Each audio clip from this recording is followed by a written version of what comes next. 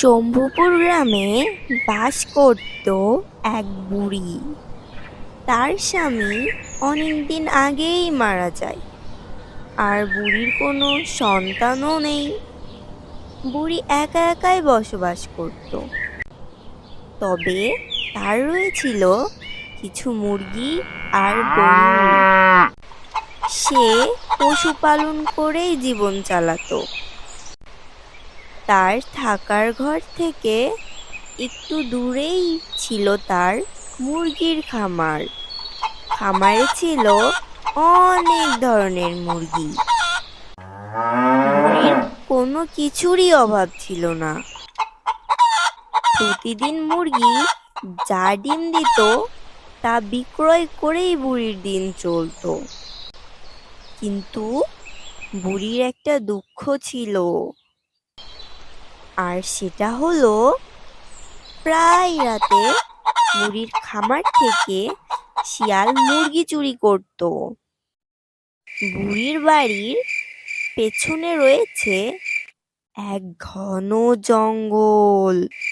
সেখানে রয়েছে কিছু শিয়াল।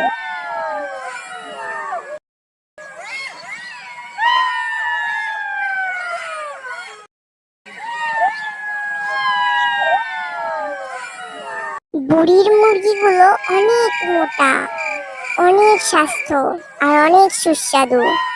আজকে ওগুলোকে কপাকপ ধরবো আর ঘপাঘপ খাবো, কেউ টেরও পাবে না।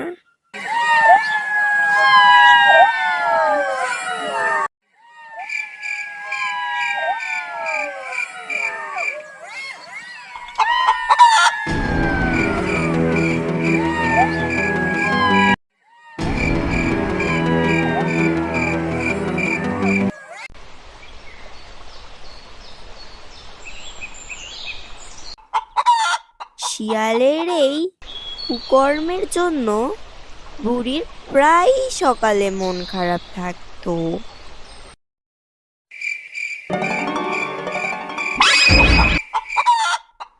এক রাতে বুড়ির মুরগিগুলার আওয়াজে ঘুম ভেঙে গেল। এই ধর ধর ধর, আবার আমার মুরগি নিয়ে পালালো। দূর তো শিয়ালকে ধরতেই পারছি নে। এভাবেই অনেক দিন চলতে থাকে। শিয়ালের মুরগি চুরি করে খাওয়া। অসহায় বুড়ি খামার ঘরের সকল ছিদ্র বন্ধ করে দেয়, যেন শিয়াল আর ঢুকতেই না পারে। এরপর রাত আসে, কিন্তু না, কোনো কাজই হয় না। শিয়াল এভাবেই মুরগি খেয়েই যাচ্ছে। একদিন বুড়ির মাথায় একটা বুদ্ধি এলো। এভাবে তো আর হয় না, আমাকে কিছু একটা বুদ্ধি বের করতেই হবে। এবার একটা শিয়াল ধরার ফাঁদ বানাবো, বেটা শিয়ালকে শায়েস্তা করেই ছাড়বো। বুড়ি তার বুদ্ধি অনুযায়ী কাজ করতে থাকে। সে বাঁশ দিয়ে খাঁচা বানাতে লাগলো। তার খাঁচা বানানোর উদ্দেশ্য একটাই, কৌশলে শিয়ালেরকে খাঁচায় বন্ধ করা। বুড়ির যখন খাঁচা বানানো শেষ হয়ে গেল, তখন সন্ধ্যায় খাঁচার ভিতর সে একটা ধবধবে সাদা মুরগি রাখলো। এরপর খাঁচায় একটি দড়ি বাঁধলো। দিন পেরিয়ে রাত আসলো।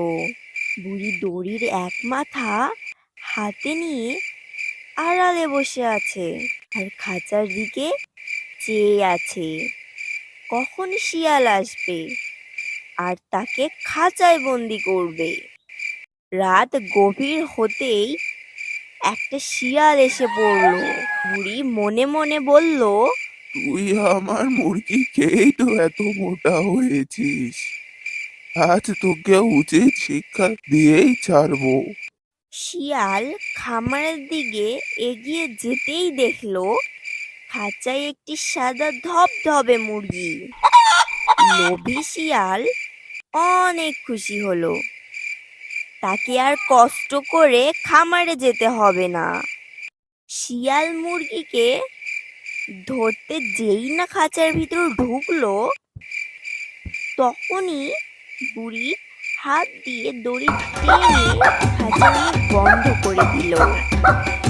বুড়ি খুশিতে লাফাচ্ছে আর বলছে, যা এবার মুরগি নিয়ে, আজ তোকে হাতে নাতে ধরেছি, এবার তোর আর রেহাই নাই, এবার পালিয়ে দেখা দেখি। শিয়াল পড়ল মহা বিপদে। সে খাঁচা থেকে বের হওয়ার জন্য অনেক চেষ্টা করলো, কিন্তু পারলো না। বুড়ি এভাবে শিয়ালকে কয়েকদিন বন্দি রাখার পর আবার ছেড়ে দিল, কারণ সব প্রাণীর উপরই তো তার মায়া আছে।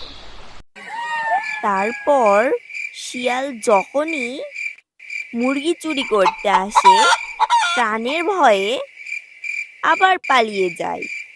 বুড়ি এখন অনেক খুশি, তার আর কোনো সমস্যা নেই। এরপর সে সুখে শান্তিতে বসবাস করতে থাকলো।